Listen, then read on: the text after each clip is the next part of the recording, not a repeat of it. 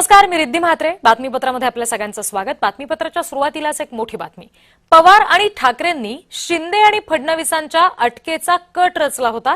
ठाण्यातील बनावट गुन्ह्यामध्ये फडणवीस आणि शिंदेंना गोवण्याचा प्रयत्न होता. विशेष तपास पथकाच्या अहवालानं खळबळ माजवून दिली आहे. मात्र संजय राऊत यांनी हे सगळे आरोप फेटाळलेले आहेत.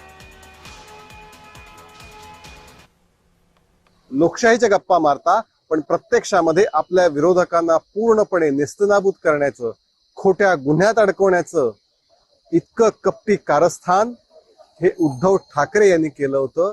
ही वस्तुस्थिती आहे. त्यांचा खरा चेहरा, ते ठाकरेंचा शब्द अशी जाहिरात करतायत. पण हाच ठाकरेंचा शब्द आहे का? खोटे गुन्हे, कपटीपणा हाच ठाकरेंचा शब्द आहे का?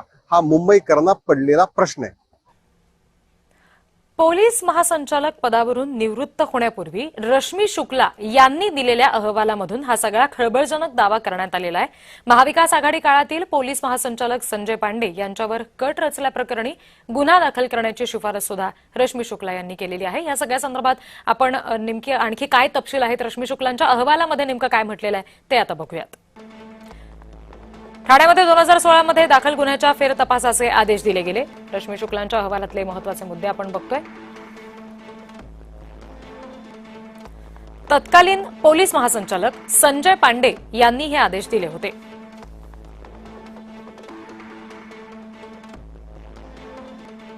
देवेंद्र फडणवीस आणि एकनाथ शिंदे यांना खोट्या प्रकरणात अडकवण्याचा कट रचल्याचा गंभीर आरोप अहवालामध्ये आहे.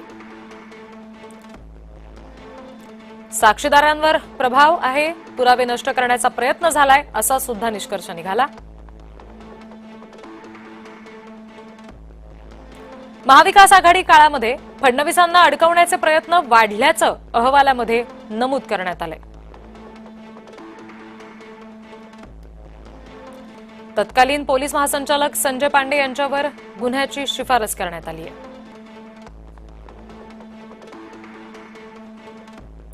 उपायुक्त लक्ष्मीकांत पाटील, सहाय्यक पोलीस आयुक्त सरदार पाटील यांच्यावर सुद्धा गुन्हा दाखल करण्यासाठीची शिफारस करण्यात आली आहे. दरम्यान संजय राऊत यांनी मात्र हे सगळे आरोप फेटाळलेले आहेत. रश्मी शुक्ला या राष्ट्रीय स्वयंसेवक संघाच्या कार्यकर्त्या आहेत. त्यांचं अख्खं कुटुंब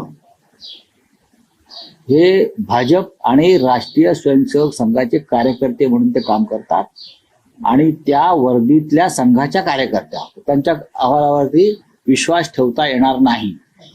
तसं नसतं तर त्यांना एक्सटेन्शन दिलं नसतं ना, संघाच्या दबावामुळे दिलंय. तिथे काय दिलं.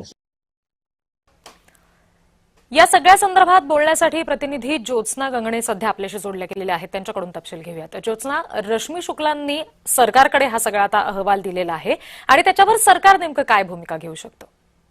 रिद्धी, अगदी बरोबर आहे. आपण बघतो की 2021 हे प्रकरण आहे आणि रश्मी शुक्ला यांनी त्यांच्या रिटायरमेंटच्या 5 दिवस आधी हा अहवाल जो आहे तो गृह सचिवालयाकडे सादर केलेला आहे. आणि या अहवालामध्ये रश्मी शुक्ला यांनी असे आरोप सुद्धा केलेले आहेत की तत्कालीन विरोधी पक्ष नेते देवेंद्र फडणवीस आणि एकनाथ शिंदे यांना या संपूर्ण प्रकरणात म्हणजे अर्बन लँड सीलिंग प्रकरणामध्ये जे आहे ते गोवण्याचा प्रयत्न त्यावेळेचे म्हणजे महासंचालक, त्यावेळी तत्कालीन महासंचालक संजय पांडे, त्याचबरोबर अधिकारी लक्ष्मीकांत पाटील आणि सरदार पाटील अशा 3 जणांनी मिळून हा कट रचला होता. आणि त्यामुळेच या 3 अधिकाऱ्यांवरती म्हणजे तत्कालीन महासंचालक संजय पांडे, लक्ष्मीकांत पाटील आणि त्याचबरोबर सरदार पाटील या 3 अधिकाऱ्यांवरती जे आहे ते गुन्हे दाखल करण्यात यावे अशी शिफारस सुद्धा रश्मी शुक्ला यांनी त्यांच्या रिपोर्टमध्ये म्हटलेलं आहे. पण एक गोष्ट या ठिकाणी फार महत्वाची आहे रिद्धी, ज्यावेळेस हे प्रकरण कोर्टामध्ये होतं म्हणजे कोर्टामध्ये आहे प्रकरण, त्यावेळेस कोर्टाने निरीक्षण नोंदवताना असं सुद्धा म्हटलं होतं की महाराष्ट्रातला हा सर्वात मोठा जमीन घोटाळा आहे आणि त्याचमुळे या संपूर्ण प्रकरणाची चौकशी जी आहे ती अगदी सखोल सुरू होती.